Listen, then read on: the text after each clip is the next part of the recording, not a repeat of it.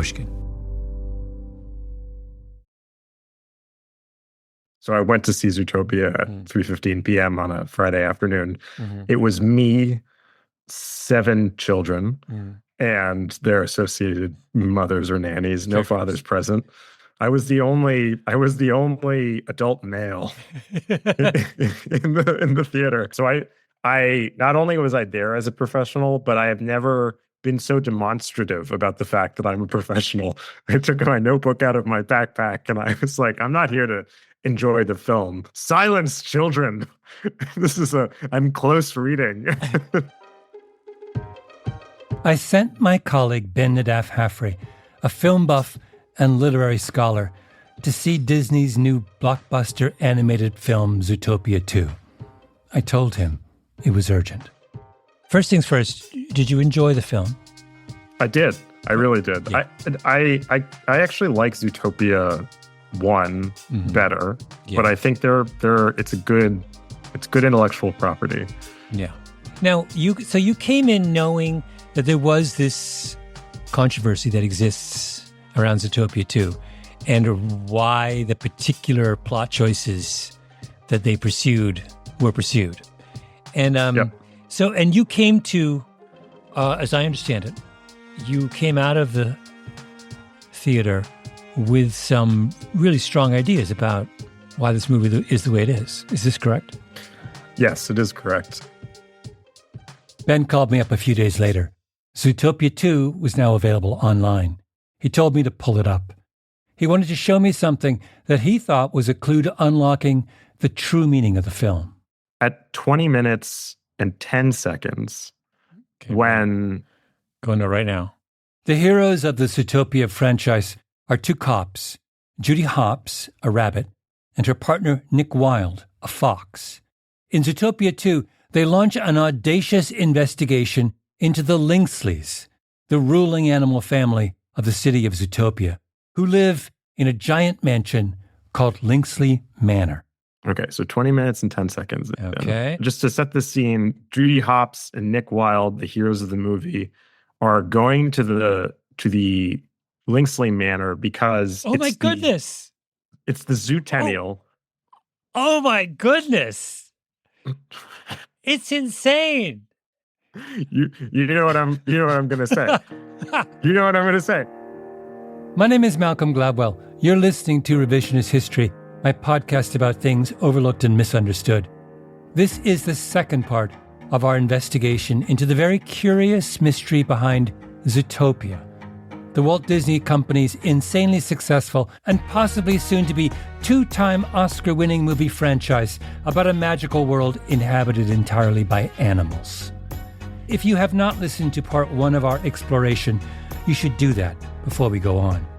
And for those who have, allow me to remind you of where we are in our story.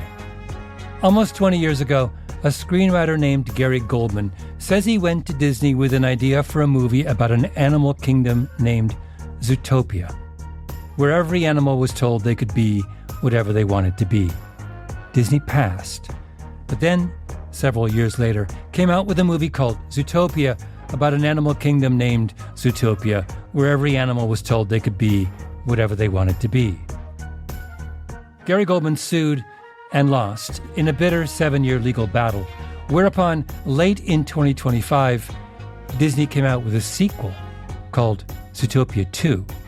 And what is Zootopia 2 about? A snake named Gary, whose family invented the technology behind Zootopia, the weather walls that make it possible for animals from all over the world to live together, and who had their patent stolen by a family of wealthy lynxes. Lynxes. Could the symbolism be clearer? Stolen by the literal embodiment of corporate fat cats. In this episode, we attempt to answer the most important question of all in this long, bizarre story. Who was behind this cinematic crime? What did they intend to say? And what could their motivation possibly have been? To start, to silence any doubts you may still have about the legitimacy of this enterprise, let me now share with you what my colleague Ben found at the 20-minute, 15-second point of the movie. It's a shot, a brief image, looking down at the mansion of the evil corporate fat cats from high in the sky. The camera is like high above Lingsley Manor, and we see the fireworks going off because it is the Disney logo. It is the Magic Kingdom logo. Ben, every single night for the last 2.5 years, I have sat in my little study with one or two of my daughters, and we have seen that exact scene before we watch a Disney movie. And I missed it. How did I miss it? It's right there. It's an unbelievable. It's right there. It is an unbelievable visual quotation. It is an exact visual quotation of how every Disney film starts with the fireworks over the Magic Castle. So just to be clear, what this image is suggesting is that Lingsley Manor, the home of the fat cats who stole the IP from Gary DeSnake, is essentially the Disney castle. Yes. The fat cats are in the Disney castle. The fat cats are in the Disney castle. Disney, famously the Fortune 500 company most consumed with protecting its association with everything wholesome and good, has done something completely out of character. They've made a movie, a huge movie, in which the home of evil cats who steal ideas from innocent reptiles is presented with exactly the same visual language as the iconic Disney castle. Well, wait, Malcolm, maybe this is too much. Maybe, you know, they had a party. There's just the fireworks display, whatever. Like, you could write this off if you were a true skeptic. But I would say then we should look at the frame at 26 minutes and 42 seconds. So this is after 26:42. Okay. Hold on. So Gary DeSnake has revealed himself. Ben had me take a look at the moment where Gary DeSnake has finally gotten a hold of the evidence he needs to prove that snakes really invented Zootopia. The crucial bit of evidence in his case against the Linksleys. You can hear the emotion in his voice. We aren't the bad guys. They are. And this journal holds the secret that will prove it. I have to prove it. Please.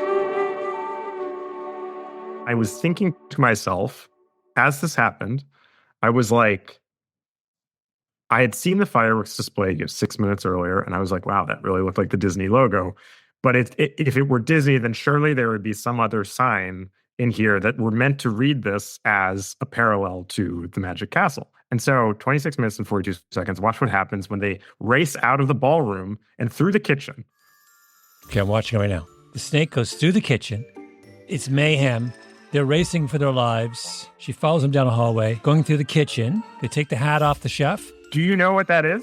That's from Ratatouille, a famous Disney film. Oh my God. It goes on. At one point, we see a weatherman. What's his name? Bob Iger. Get it?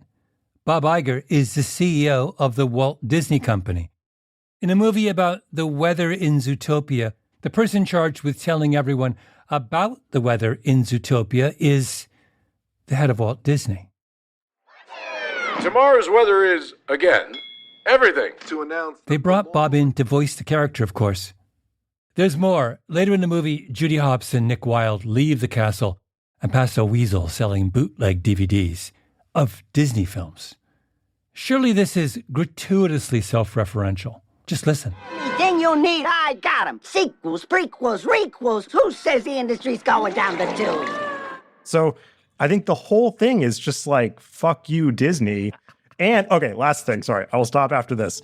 No, don't stop. Don't stop.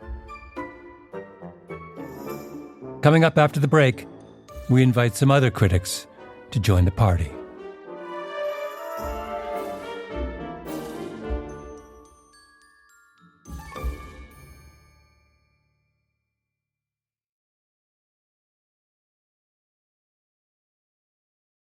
Before we go on, it is important to establish a few things. First, there is a universe where the obsessive critic sees things in a script that do not exist. In the 1980 masterpiece, The Shining, the director Stanley Kubrick has the little boy Danny wearing a sweater decorated with a reference to the Apollo 11 moon landing. And there are people on the internet who see that sweater as freighted with significance. I'm quoting now from Reddit. In the movie The Shining, we see Danny is wearing a sweater which has Apollo 11 writing on it. It's due to the fact that Stanley Kubrick directed this movie, and he was also the guy who directed the fake moon landing. Maybe, or maybe not. Sometimes a sweater is just a sweater. On the other hand, speaking of Kubrick, there's a whole sequence in Zootopia 2 that also seems to reference The Shining.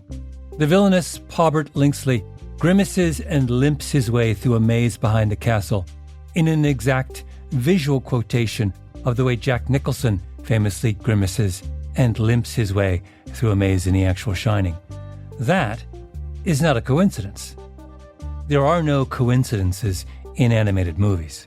They take years to make. Every single frame is drawn and plotted and executed according to a plan. My point is, if there's a Ratatouille moment, weasels selling bootlegged Disney DVDs, a weatherman named Bob Tiger, and fireworks exploding over the Linksley Manor in exactly the same way that fireworks explode over the Disney castle, the people who made Zootopia 2 did that for a reason. Okay, second thing. What was that reason? It's not a sly dig, an inside joke, some wink wink. Whoever was behind Zootopia 2 clearly wanted to make a statement. Exhibit A, a pivotal scene at the 1 hour and 29 minute mark. Judy Hopps and Nick Wilde have finally apprehended Pobert Linksley, scion of the evil Linksley family. Gary DeSnake wraps his body around Poppert, immobilizing him. Poppert is angry, speaking his truth, and then Judy Hopps silences him. No one will believe you over us. We've always been better than you, and we always will be. Nothing you do matters. Well, it matters to him. Now that, I think, is the crucial part. Nothing you do matters. This film is not going to change anything. It's not going to change anything. But Disney owns Zootopia. But it matters to him. But it matters to him. Talking about Gary the Snake, you just pointed me to a scene that is, in essence, the climax of the movie. That is the end of the film. The Lynxes have finally been brought to justice. The fat cats are going to live in the Magic Kingdom. Fat cats are going to live in the Magic Kingdom. And our heroes, the bunny, Judy Hopps, and Judy says it does matter. And she looks at Gary the Snake and says it matters to him. And this is, I can't believe I missed this. This is the screenwriter saying to Gary, I understand what you've been through. We took your idea. I can't give you, you're never going to get recognized in the court of law for being the originator of Zootopia, but we can at least give you this small moment of satisfaction that we understand what you went through and we understand your contribution. That you're Gary the Snake and your family invented this. It's insane. It's crazy. It's very explicit. It tracks so perfectly. Ben and I talked about this moment with the filmmakers Britt Marling and Zal Butmanglage. On my instructions, Britt and Zal dropped everything and went immediately to see Zootopia 2. It's not like they made it subtle, as if someone in the writing team knew the score and wanted to do a wink to Gary, like, hey, I know what went down. This is our internal apology, a quiet apology to you that only you would understand. They made it in a way that, like, any part of the audience, his family, the surrounding community that knows anything about it would know that this is what the movie is. Yeah. Like, it's not quiet. It's public. It is not a Straussian reading of the controversy in a sense of, the famous theories of Leo Strauss, who argued that texts in conflicted times have hidden messages, and the goal of the scholar is to decode the hidden message, right? The person attacking the church in the 15th century would never do a real attack. They would make it subtle below they would praise the church, but if you read between the lines, you would see there's no Straussian reading here available in Zootopia 2. It is what it is. It's not between the lines, it's the lines themselves. It is literally the lines on the book. Yeah. Yeah, and it's not Iranian cinema, which has to get through all the censorship. So that is an interesting thing about Disney. It shows you there's no one at the wheel. Like, they were able to get this through because the powers that be, the Lynxes, did not know what was happening. He's right. Before any script is greenlit, it has to be reviewed by the studio's legal team. The last stop before the wheels start to turn. Is there anything in the script that is potentially problematic? Do we have the rights for everything that needs rights? Is this bit of dialogue or description defamatory? Is this character a little bit too close to a real-world character? On and on. Someone did this for the script for Zootopia 2, and for some mysterious reason, that person, or maybe team of people, said, all good. It almost feels like the author of an anti-Disney film got an anti-Disney film past Disney legal in order to make a point about respecting creativity. It is a roadmap for true authorship. Yeah, I agree. It's an acknowledgement. It's only, I think, an apology if it's just directly to the person you harmed. But when you make something that's not between the lines, but the line themselves, that you're talking to the entire community. All of us involved in the forensic analysis of Zootopia 2 agreed. It's the perfect literary crime. The perfect crime reading of Zootopia is that there was a quiet insurrection in the creative ranks at Disney, where they felt that the Disney overlords had committed a kind of moral crime against this brilliant man, Gary Goldman. They contrived to come up with a secret form of revenge in the form of Zootopia 2. That was a crime in the sense that they were violating their implied contract with Disney. But it's a perfect crime because the movie's so good, they can never be convicted of any crime. They can't get punished because the movie's they paid all this money, and to punish them would... So the way to get away with a crime in Hollywood is to make a work of art, a work of great commercial art. And that makes you completely above the law. It's genius. I think that there is a strong message being sent about Disney, and it revolves around authorship and a snake named Gary, and that's a lot of coincidences. And who is this genius who pulled off the perfect literary crime? After the break, our best guess at the culprit.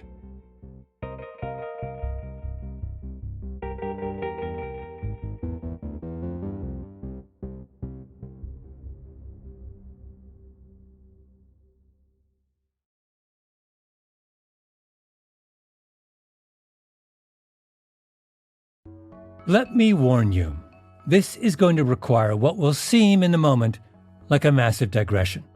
Like when there's a huge construction delay on the interstate and Google Maps directs you down a side road and then another side road and then a farmer's lane in the middle of a cornfield. And you're like, wouldn't I have been better off just sitting in traffic for 2 hours? And the answer is, no, you wouldn't. The digression is a digression and not an alternate route, because the whole point of the digression is to get you back on the interstate. Patience, Grasshopper. Thank you for doing this. I appreciate it. Well, I have no idea what direction we're heading, but let's put on our seatbelts and we'll go. All of this starts with a man named Lester Bush, Jr. Not the fancy Bushes of Texas and Connecticut and 1600 Pennsylvania Avenue, the Bushes of Iowa. Unfortunately, I wasn't able to speak with Lester Bush, Jr., because he died in 2023. But I tracked down his best friend and longtime collaborator, Greg Prince, who told me that his friend Lester was a physician who joined the CIA and rose to the position of the agency's medical director. Lester was also, crucially, a Mormon. He was in a family whose mother converted to Mormonism, and he and his younger brother were brought along at the same time. His father converted many years later. He became aware of the discriminatory policy of the church towards blacks. Was always uneasy about it, never felt that it was quite right. Up until the late 70s, the Mormon Church had a policy that said that black people could not serve as priests in the church, which is a big deal, because the Mormon Church has a model of lay priesthood, Priests come directly out of the congregation, and if you have a policy that says that black people can't be priests, you're effectively saying that black people cannot fully participate in the life of the church at all. It meant that the church, which was trying to become a worldwide movement, couldn't really expand beyond North America and Europe. And why did the Mormons have this policy? Because it was believed that it was part of the divine inspiration given to the prophet Joseph Smith when he founded the Mormon Church in the early 19th century. Conventional wisdom all the way up to the top of the church was, well, this was a revelation that started with Joseph Smith, and we have never allowed blacks into our priesthood. But while he did his medical training, Lester began to dig into the Mormon Church archives, spent years reading old manuscripts that no one had ever bothered to look at. What he found first was, no, that wasn't the case, because during the administration of Joseph Smith, the founder of the religion, there were well-documented cases of several black members being ordained to the priesthood. Lester's discovery was that the ban on African Americans was started by Joseph Smith's successor, Brigham Young. Lester wrote up his findings in an academic article in 1973 that rocked the Mormon world. Lester's article showed that this wasn't revelation. This wasn't etched in concrete doctrine. This was a policy, and it was a policy that began with Brigham Young, and it arose out of, would you believe it, that there was racism in the United States in the 1840s and 50s. And here, I will admit, we are in the middle of the cornfield. But trust me, the interstate awaits. 5 years after Lester published his manuscript, the Mormon Church rescinds the ban on African Americans. And it's Lester's article that provides the justification for that decision. When you look at the history of the Mormon Church, which over the past half-century has exploded in size, particularly in the developed world, everything begins with Lester Bush's stubborn desire to get at the truth. But, and this is crucial, even though Lester Bush changes the course of Mormon history, is he recognized as a hero? No. Some of the leaders of the church fight tooth and nail to block publication of his famous essay. He has challenged a powerful institution, and powerful institutions do not take those kinds of challenges lightly. He paid a price for it. He was shunned by the church. Eventually, he just withdrew from activity in the church, as did his 3 children. His wife remains an active church member, but she has her eyes open. I thought that it was the cumulative pain that caused him to withdraw, but eventually we were talking about it, and he said, no, it wasn't that. He said, it was just that I saw that there was less and less room in the church for people who thought the way I did. Yeah. That's a sad statement to have to make, but there was merit in that. Mm-hmm. Mm-hmm. Only at the end of his life did the church make amends. Lester was invited to give an honorary lecture in Salt Lake City, an acknowledgement of his contribution. So here I am, feeling like Rip Van Winkle and looking like something from a storage closet in a museum. So it's an honor to speak to this symposium, and quite a surprise, both be asked after so many years, and that the subject is still active. Afterwards, he had a private breakfast with an official high in the church, a man named Jeff, in the Mormon hierarchy, a so-called apostle. And then as we walked out to the underground garage, Jeff put his arm around Lester's shoulder and said, Lester, I just want you to hear it from me, how much I appreciate what you have done for the church. So we did have closure eventually. Lester Jr. was a moral warrior, a man who took on giants on behalf of truth. Oh, and by the way, who was Lester Bush Sr., his father? A CPA who was a spy in the Second World War and spent the 1940s setting up credit unions in the Deep South for African Americans who had been locked out of the financial system. Oh, and Lester Sr. had another son, Larry, Lester Jr.'s brother, who went to Brigham Young University and was kicked out for being gay and then moved to San Francisco and became a gay activist. Can you imagine Thanksgiving dinner in the Bush household? Grandpa talks about taking on the Nazis and then Jim Crow, wandering the Deep South to bring outsiders back into the fold.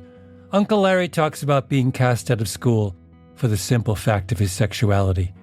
Dad talks about the pain he knew that African Americans felt on account of their exclusion, and the fight he took up on their behalf, the price he paid. Stories about the power of a personal redemptive gesture. Families have narratives, patterns of practice and behavior that define who they are. You spend your childhood listening to those stories, what do you become? Prince would spend every Sunday night with his friend Lester. Very good family man, had 3 kids. Just as a sidelight, wait for it, his second child and first son is the director of animation for Walt Disney Studios. Lester Bush's eldest son, Jared Bush, runs all of animation for the Walt Disney Company. And 10 guesses what script Jared Bush is most famous for writing. He's this guy who wrote Zootopia 2. And Zootopia, Moana, and Encanto. Yeah. But here, this is a question I had, though, because this is actually what led me into all of this. I watched Zootopia 2, and Zootopia 2 is a movie about how an excluded class of animals, the reptiles, had been kept out of the world of the animals, and the movie is all about bringing the reptiles back into the fold, bringing the despised snakes back into the fold and honoring them as. And I'm wondering, is Zootopia? Am I correct in reading Zootopia 2 as a kind of Jared is he continuing the family intellectual tradition here? I haven't talked to him about that, but I think you're onto something there. If you go back and look at Encanto, you see the same type of thing. There, number one, the focus is on extended families, which comes right out of his heritage. But the other is that the star in it wears glasses. And there had never been a star of an animated movie who wore glasses. And he said, in fact, when he was given the British equivalent of an Academy Award for it, he brought the young lady who had sent him the letter saying, why don't you have any animated movies with people wearing glasses? Yeah. Yeah, Jared has a very strong moral compass. Yeah. Because it does seem, I mean, it fascinates me that the father is the one who provides the intellectual foundation for bringing a group fully into an excluded group fully into the Mormon church. And then the son writes a movie that's all about bringing an excluded group fully into the animal kingdom. I think it's a brilliant storyline. I had not considered it. Go for it. But I did find something in a New York Times article that gave me some sense of how he thinks about these things. The piece came out before Zootopia 2, and in it there was a moment which makes no sense unless you were the one sitting at the dinner table at the Bush family Thanksgiving. The reporter wrote, Mr. Bush's emotions sometimes run close to the surface. Mr. Bush started to tear up, for instance, while talking about the social justice subtext in Zootopia 2. I think that if Larry and Lester Jr. and Lester Sr. had gone to see Zootopia 2, they would have teared up as well. It was Gary Goldman who made the connection between Jared Bush and the greater Bush family legacy, or rather his wife Judy, who he describes fondly as the Internet's proctologist. She did the digging, unearthed the story of the remarkable Bushes, and Gary says the revelations gave him peace. He feels he understood, finally, where Gary DeSnake came from.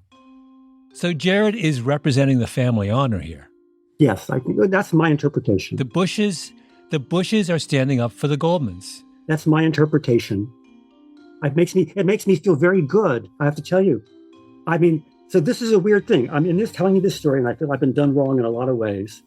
But I feel so close and connected and grateful in a certain way to Jared Bush. And in my imagination, he's a courageous person. Have you ever met Jared Bush? No. I sent them a handwritten letter. Oh, you sent him a handwritten letter? Wait. When did you send this letter? After I found out that Gary the Snake was a good guy. Did he respond? No, he can't. Because Disney, they would go nuts. Right. Somewhere Jared is listening. Jared, are you out there? On behalf of everyone who saw Zootopia 2, let me join the Goldman family chorus. Well done.